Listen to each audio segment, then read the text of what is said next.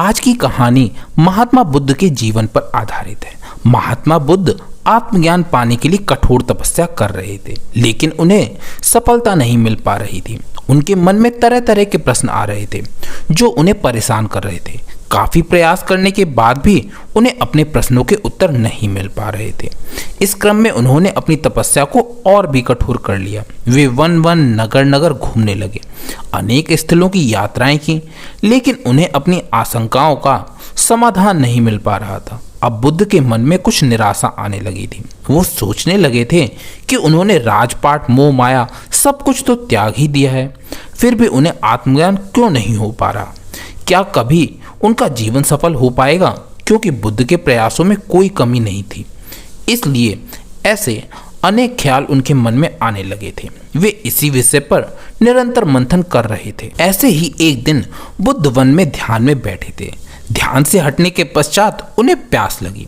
वे अपने आसन से उठे और जल पीने के लिए निकट के एक सरोवर की ओर गए।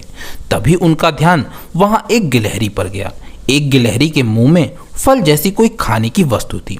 वह सरोवर के किनारे बैठी हुई उसे खा रही थी। अचानक वह फल उसके मुंह से छूटकर सरोवर में गिर गया। गिलहरी कुछ क्षण तो देखती रही, फिर उसने सरोवर में छलांग लगा दी। कुछ देर में गिलहरी सरोवर से बाहर निकली और उसने अपने शरीर पर लगा पानी वहां झाड़ दिया।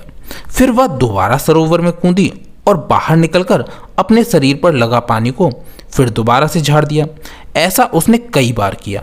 उसका यह क्रम काफी देर तक चलता रहा। बुद्ध गिलहरी के इस कार्य को देख रहे थे, लेकिन गिलहरी इस सब से अनजान अपने काम में जुटी हुई थी।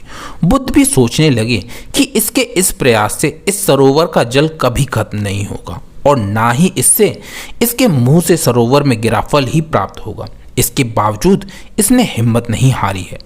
यह सरोवर खाली करने के काम में पूरी हिम्मत से जुटी हुई है। अचानक बुद्ध को यह भान हुआ कि जब यह गिलहरी हिम्मत नहीं हार रही, फिर मैं तो मनुष्य हूँ। आत्मज्ञान प्राप्त नहीं होने पर निराश हो रहा हूँ। यह ज्ञान होते ही वह तपस्या के लिए चल दिए और एक दिन उन्हें आत्मज्ञान की प्राप्ति हो गई और वे भगवान बुद्ध हो गए। दोस्तों, आपको ये कहानी कैसी लगी कमेंट सेक्शन में ज़रूर बताइए।